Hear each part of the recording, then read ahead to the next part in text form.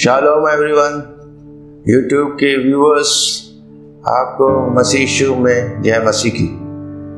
मैं pastor Sanjay Raj Singh divine grace ministry से आपसे इस वचन के द्वारा बात करना चाहता हूँ, जिसको परमेश्वर ने बीते दिनों में, जब मैं परमेश्वर के सम्मुख उपवास और प्रार्थना में बैठा था, तो प्रभु ने इस बात को जाहिर किया, प्रकट किया कि कैसे हम अपने जीवन में हर एक थकावट से, हर एक परिश्रम से, हर एक स्ट्राइव से, हर एक प्रकार के विघ्न से हम उससे छूट सकते हैं। हालेलुया। हम चाहते हैं कि आप लोग जाने ये बात,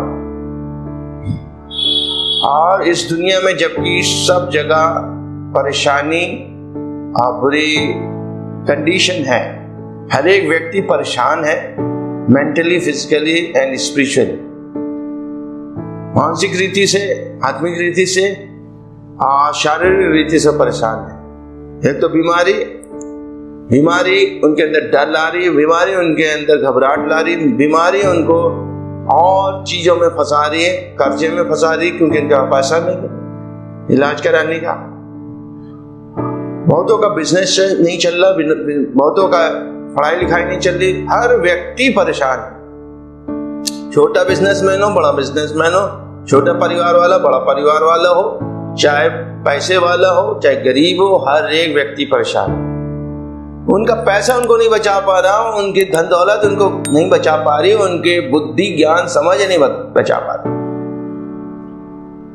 सालों का अनुभव, जो लोग सेवक हैं, सालों का अनुभव उनको नहीं, उनकी सेवकाई को बढ़ा पा रहा।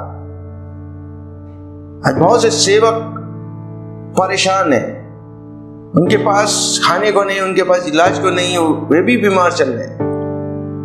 और बहुत सारे चर्चेस टूट गए हैं, बहुत सारे चर्च के विश्वासी बैक हो गए हैं, संगति ना मिलने के कारण, परेशान होने के कारण, और बड़ी बुरी कंडीशन है पूरे संसार की।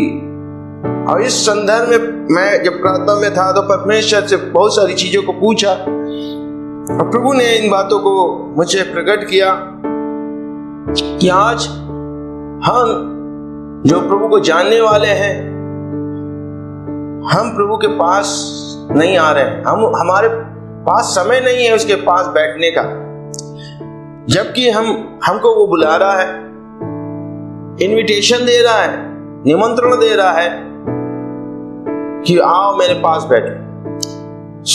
इसी संदर्भ में मैं आपको आज का प्रचार और शिक्षा करूंगा, और आज का टॉपिक है अ कॉल ऑफ रेस्ट, विश्राम की बुलाहट।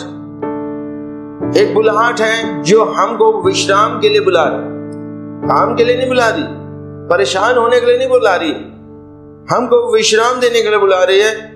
हम जैसे ही उस वचन को देखेंगे मत्ती 11:28 में, तब हमको उस बात का खुलासा होगा आगे जाके कि प्रभु हमसे और आपसे क्या चाहता है। मत्ती 11:28 इसमें इस प्रकार से लिखा है, हे सब थके और बोझ से दबे लोगों, मेरे पास आओ, मैं तुम्हें विश्राम दूंगा।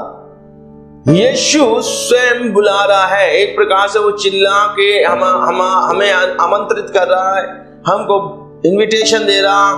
हम जो संसार में परेशान हैं,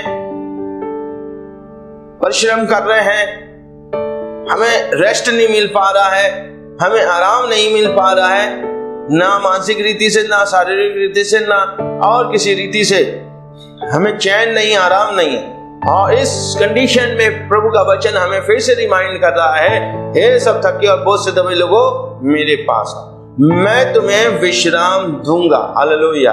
कितने लोग आप में से हमें विश्राम को नहीं चाहते? सब चाहते विश्राम। जो जॉब करते हैं, जो बहुत काम करते हैं, हर एक व्यक्ति क्या चाहता है आज के दौर में कि उन्हें रेस्ट मिल रही।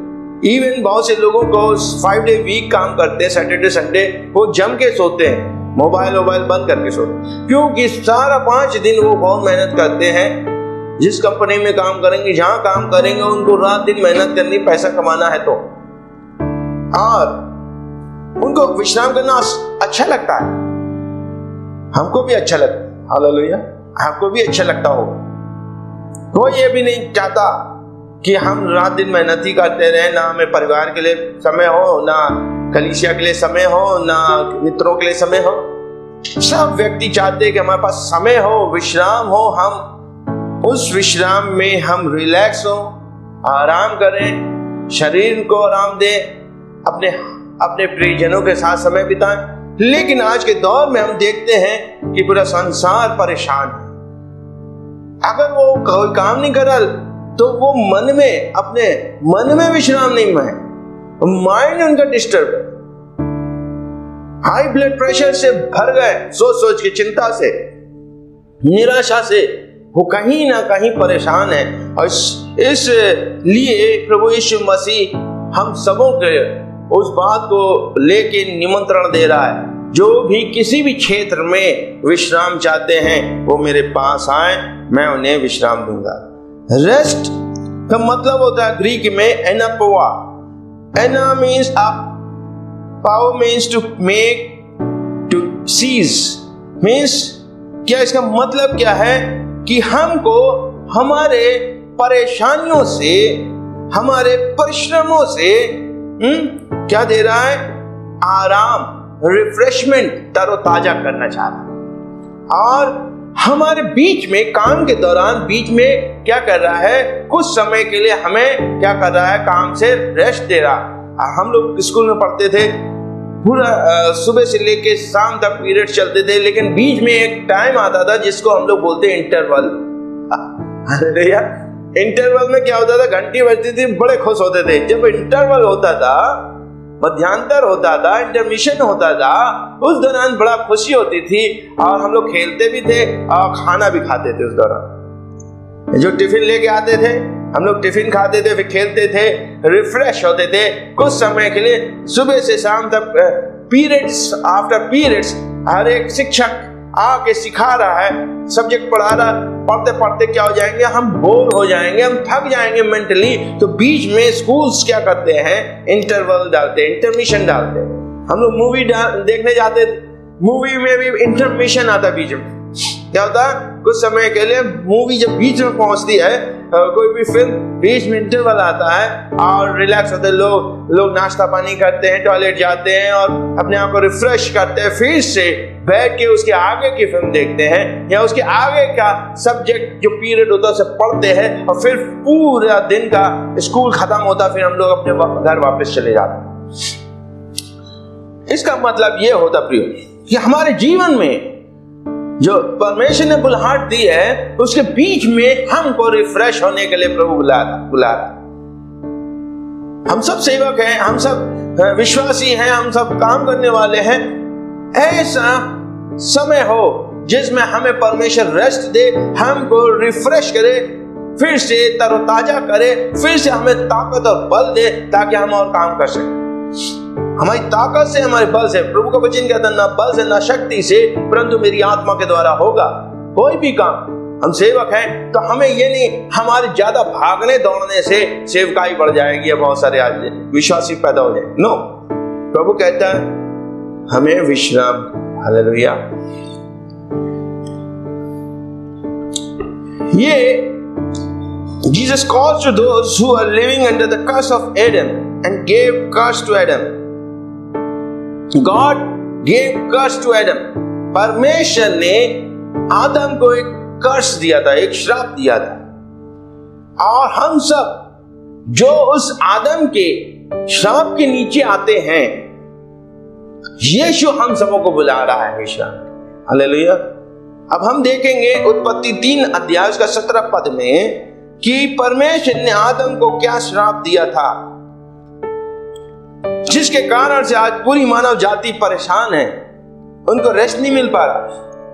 3:17 में ऐसा लिखा है, तब आदम से उसने कहा, क्योंकि तुमने अपनी पत्नी की बात मानकर उस वृक्ष का फल खाया, जिसके लिए मैंने आज्ञा देकर कहा था कि तू उसमें से ना खाना, इसलिए भूमि तेरे कारण श्रापित है। तो उसकी उपज जीवन भर कठिन परिश्रम के साथ खाया करेगा।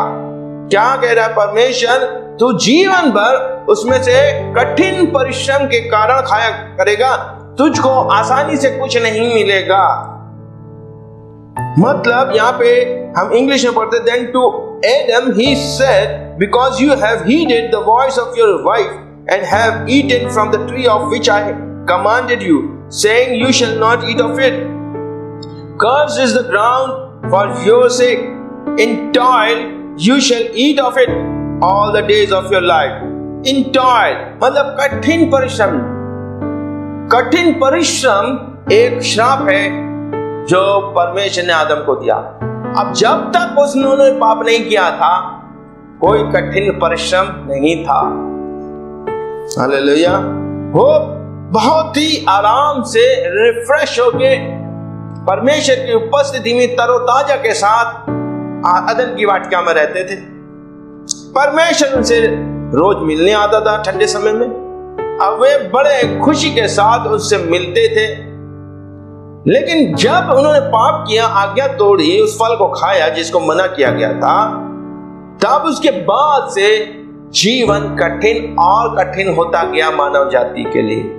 और आज आप देख लीजिए स्थिति सारे संसार की बहुत ही कठिन, क्योंकि आदम के बाद आदम ने तो एक फल नहीं खाने की अनाज्ञाकारिता की। आज मनुष्य कितने प्रकार की अनाज्ञाकारिता कर रहा है। इवन वो विश्वासी भी है, उसके बावजूद भी वो पाप में जीवन जी रहा। इवन वो सेवकाई भी कर रहा है, पास्टर भी है, फिर भी कहीं ना कहीं वो भी पाप में पड़ा, जिसके कारण उनके जीवन में, उनके परिवार में, उनकी सेवकाई में क्या है? श्राप, कठिन परिश्रम आ रहा है, टॉयल आ रहा है, कठिन परिश्रम। और परमेश्वर हमसे क्या चाहता है? 18 पद में फिर क्या कहता है परमेश्वर, देखिएगा 18 पद इसी का, वो तेरे लिए कठिन परिश्रम से खाया करेगा, भूमि तेरे कारण श्रापित है। फिर वो 18 पद में कहता है, वो तेरे लिए कांटे और ऊंट कटारे उगाएगी और तू खेत का साग पात ही खाया करेगा। 19, तू अपने माथे के पसीने की रोटी खाया करेगा और अंत में मिट्टी में मिल जाएगा, क्योंकि तू उसी में से निकाला गया है। तू मिट्टी तो है, अतः मिट्टी में फिर मिल जाएगा। मतलब परमेश्वर हमें क्या कह रहा है? Both thorns and thistles it shall bring forth for you, and you shall eat the herb of the field. In the sweat of your face you shall eat bread, till you return to the ground, for out of it you were taken, for dust you are, and to dust you shall return. Hallelujah. मतलब श्राप क्या है? तू कठिन परिश्रम ही नहीं करेगा, बल्कि जो तू बोया करेगा खेत में, जो तू मेहनत करेगा किसी भी जगह, वहां पे तेरे लिए क्या निकलेगा? कांटे और ऊंट कटारे, thorns and thistles। फिर कह रहा है कि तू अपने माथे के पसीने की रोटी खाएगा। In the sweat of your face you shall eat bread। तू रोटी खाएगा कैसे? अपने माथे की पसीने की रोटी खाएगा। कई लोग क्या बड़े बड़े गर्व से कह रहे ये खून पसीने की कमाई है। कई लोग बोलते हैं, हमारे भारत में बहुत बोला जाता है, ये खून पसीने की कमाई है, कोई हराम की कमाई नहीं, कोई एकदम बेकार की नहीं कमाई है, घूस की कमाई नहीं है, ये मेरी खून पसीने की, गाढ़े खून पसीने की कमाई है। आपको नहीं मालूम ये कर्ज की कमाई है। ये कर्ज है। आप मेहनत करें ठीक है, लेकिन मेहनत का सिस्टम आपने अपने लिए खुद पैदा करवाया है। किस बात के लिए? कि पाप करें। किस बात के लिए? अनाज्ञाकारिता करें। परमेश्वर जो कहता है वो ना करके कुछ और करते हैं हम लोग अपने जीवन में। परमेश्वर जो अपनी व्यवस्था में कह रखा, अपने वचन में कह रखा, वो नहीं कर रहे हैं। आज हम अपने रीति रिवाज, अपने सिस्टम बना लिए हैं, अपने तरीके बना लिए हैं, चाहे वो सेवकाई को, चाहे विश्वासी जीवन जीने के, चाहे संसार में कैसे हमें चलना है, कैसे परमेश्वर के वचन में चलना है, ये हम भूल के हम अपने बनाए हुए तरीकों को अपना रहे हैं, जिसके कारण हम क्या करें? हमारे जीवन में आदम के श्राप आ रहे हैं। आदम का श्राप क्या है? What are the curses of Adam? Adamic curses: toil, कठिन परिश्रम, thorns and thistles, ऊंट कटारे, कांटे, ऊंट Katare, sweat of the face, माथे की पसीना, डूइंग लेबर, खूब परिश्रम कर रहे हैं, कैरिंग हैवी लेडन, बोझा उठा रहे हैं। कई लोग कह रहे हैं अरे मेरे ऊपर परिवार का बोझा, कोई कह रहा है हमारे पास हम बोझा ढोते हैं, माल ढोते हैं, हम लेबर आदमी हैं। क्या क्या अपने आप को हम लोग बोलते रहते हैं और कर भी रहे हैं। कई लोग कहते हैं हम परिवार चला रहे हैं, परिवार का बोझा है, हैं? परमेश्वर आपको बोझा देने नहीं देता, परमेश्वर आपको जिम्मेवारी देता। हालेलुया, रिस्पॉन्सिबिलिटी, आपको रिस्पॉन्सिबल बनाना चाहता। जिम्मेवार व्यक्ति परमेश्वर उसको बनाएगा जो परमेश्वर की बात वाणी को सुनता मानता। सबको नहीं बनाए। अब प्रभु हमें इस आदम के श्राप से निकालना चाहता है। We are the children of most high God, हम उस सर्वशक्तिमान परमेश्वर की संतान हैं। बाइबल में लिखा यूहन्ना 1:12, मेरे साथ देखे यूहन्ना 1:12, जितनों ने उसे ग्रहण किया। यहां पे लिखा है यूहन्ना 1:12 में, परंतु जितनों ने उसे ग्रहण किया उसने उन्हें परमेश्वर की संतान होने का अधिकार दिया, अर्थात उन्हें जो उसके नाम पर विश्वास करते हैं, यीशु के नाम पर। हम परमेश्वर के संतान होने का हमारे पास अधिकार है। अब जब हम परमेश्वर की संतान हैं, किसकी संतान हैं हम? We are the children of most high God, हम महान और महान सर्वशक्तिमान परमेश्वर की संतान हैं। फिर Our God is an omnipotent God, हमारा परमेश्वर सर्वशक्तिमान परमेश्वर है। वो अपना इंट्रोडक्शन, अपना परिचय कहता है इब्राहिम से 17, उत्पत्ति 17:1 में, जब अब्राहम 99 वर्ष का हुआ तब यहोवा ने अब्राहम पर प्रकट होकर उससे कहा, मैं सर्वशक्तिमान परमेश्वर हूं, तू मेरे सम्मुख चल और सिद्ध होता जा। क्या कह रहा है? मैं कौन हूं? मैं सर्वशक्तिमान परमेश्वर हूं, मेरी उपस्थिति में चलो और सिद्ध हो, सही हो तो देखो तो विश्राम में रहोगे और तुम्हारे पास सब कुछ होगा। हालेलुया। उसकी उपस्थिति में चलना, उसकी उपस्थिति में बैठना, उसके साथ समय बिताना हमारे सारे परिश्रम को मिटा देगा। हालेलुया। हमको भागा दौड़ी करने की आवश्यकता नहीं पड़ेगी। मैं बता रहा हूं, परमेश्वर आपके पास सब कुछ लेके आएगा। इसीलिए प्रभु कहता है मत्ती 6 अध्याय में 6:33 में, first you seek the kingdom of God and his righteousness, then everything will be added to you. हम क्या ढूंढे? पहले ढूंढे परमेश्वर के राज और उसकी धार्मिकता।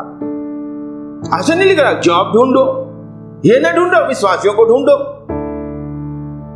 डॉक्टर ढूंढो, वो सामान ढूंढो, ये ढूंढते रहो। आज इंसान गूगल में ढूंढता रहता, गूगल चलाता रहता, बैठे।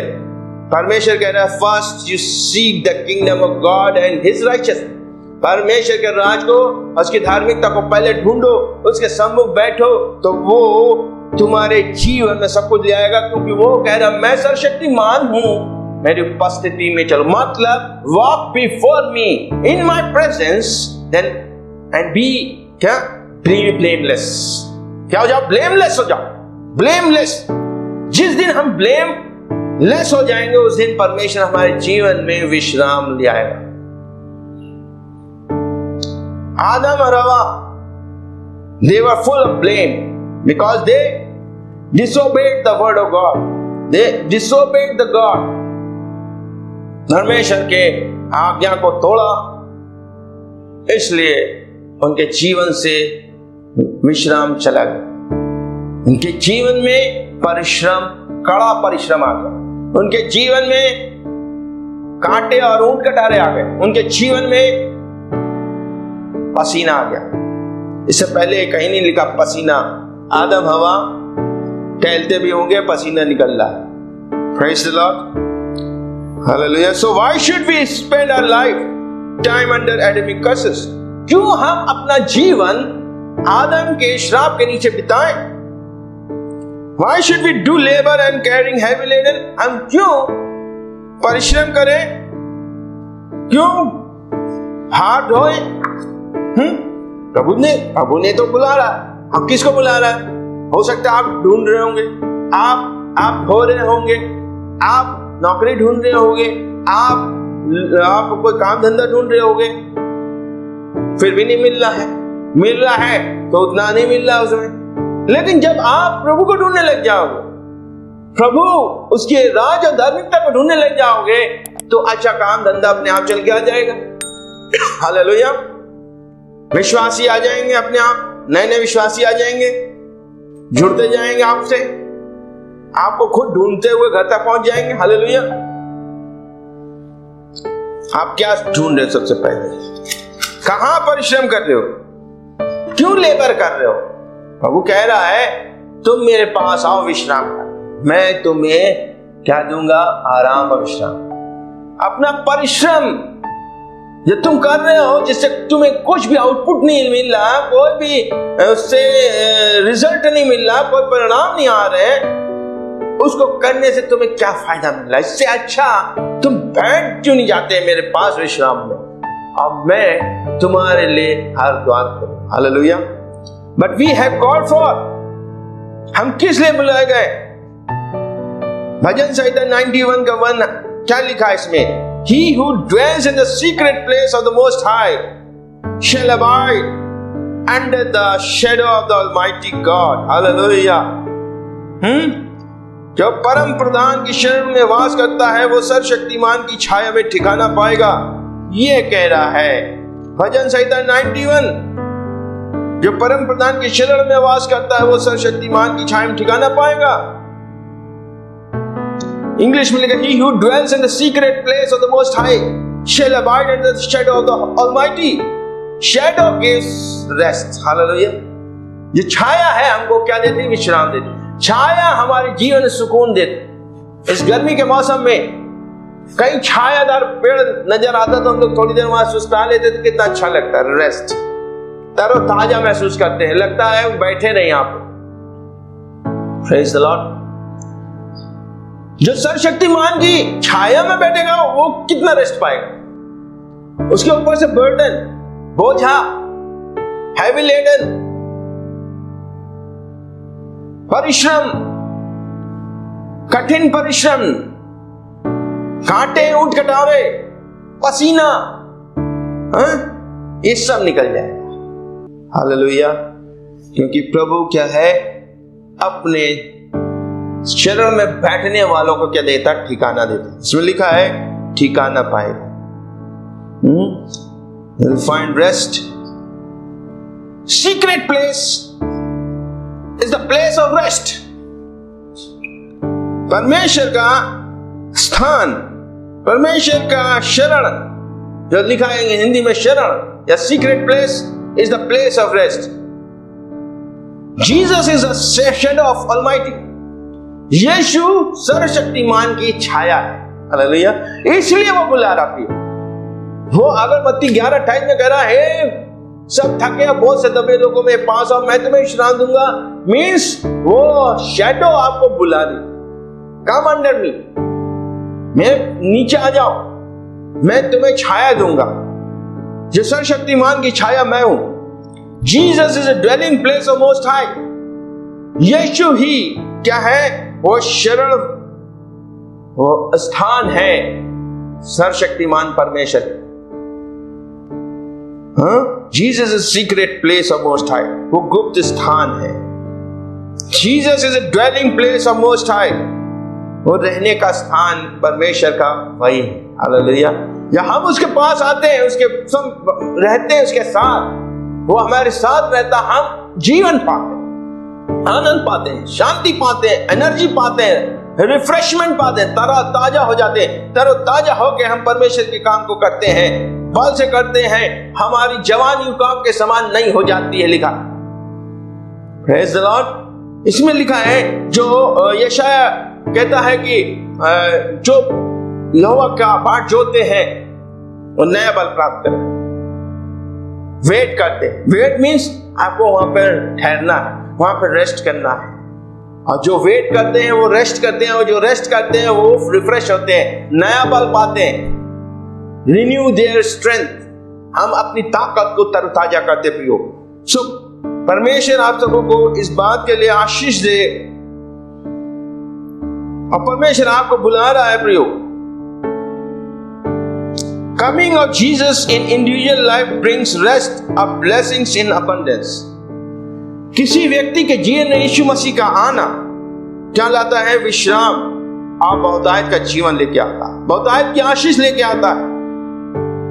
मैं यहीं पे अभी रोकूंगा, उसके बाद अगले पार्ट में हम आपसे फिर इस बात के चर्चा करेंगे, डिस्कशन करेंगे, इस वचन पे और आगे हम लेके जाएंगे कि हम उस रेस्ट में कैसे बैठ सकते हैं। प्रभु आप सबों को इस बात के लिए आशीष दे। परमेश्वर आपको इन दिनों में अपना रेस्ट दे। हालेलुया।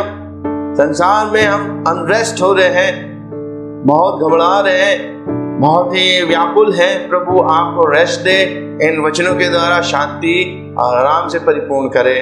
प्रभु आप सबों को आशीष दे। शालोम।